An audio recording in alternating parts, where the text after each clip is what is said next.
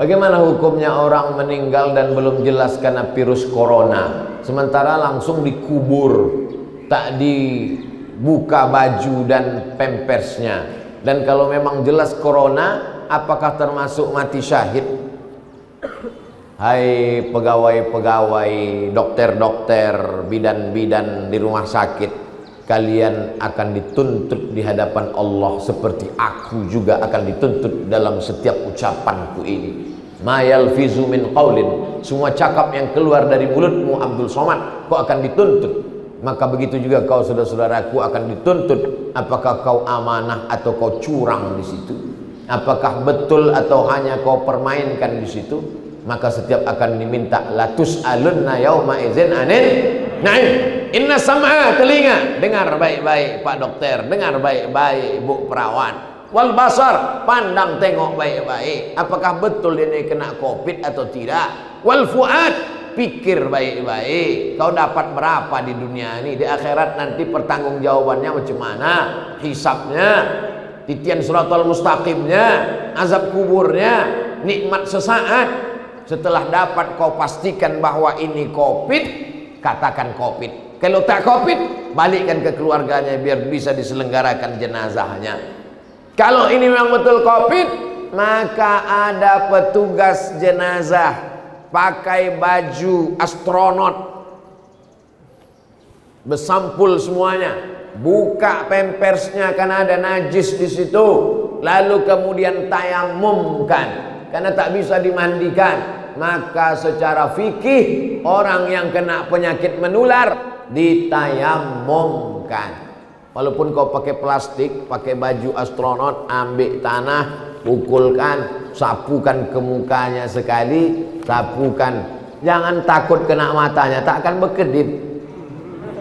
Sapukan ke tangannya, setelah itu pakaikan kain kafan, setelah itu bungkus plastik, karena dia adalah saudaramu. Kami berterima kasih kepada kalian Bapak bidan, Bapak dokter, Ibu bidan, Ibu dokter, karena kalian sudah menyelamatkan. Kalianlah ujung tombak perjuangan. Kalau kalian amanah, maka semua pahala kalian dapat. Tapi kalau kalian berkhianat, maka sesungguhnya dosanya juga akan berlipat-lipat. Kenapa? Karena mereka melaksanakan fardu kifayah. Fardu kifayah sudah mereka laksanakan. Lalu kemudian dikuburkanlah. Adapun sholatnya bisa diletakkan di keranda lalu sholat, takut dibawa ke masjid menular sholat. Allahu Akbar.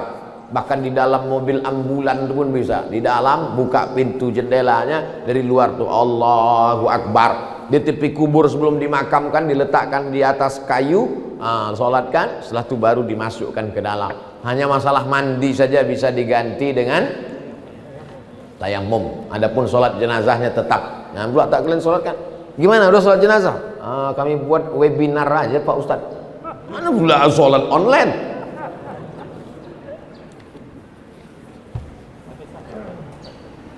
Al-mat'unu syahid. Orang yang kena wabah matinya mati syahid.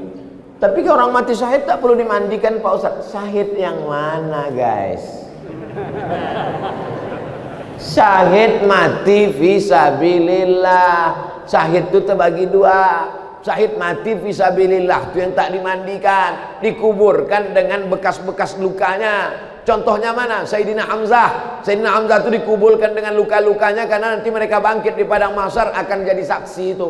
Luka-lukanya itu jadi saksi di hadapan Allah. Adapun yang mati syahid, orang tenggelam mati syahid, orang kebakaran mati syahid, melahirkan anak mati syahid, orang yang mencari nafkah kena musibah, orang yang sakit perut mati syahid. Kalau pergi mencari nafkah, pergi karena lillahi ta'ala. Adapun orang yang pergi selingkuh tak boleh mati syahid. Mati syahid yang jenis kedua ini tetap dimandikan, tak bisa dimandikan di kafankan. Jadi jangan artikan orang kena dia tak lagi kami mandikan. Kenapa? Karena mati syahid. Ini adalah kebodohan yang terstruktur. Bukan syahid itu yang tak dimandikan itu.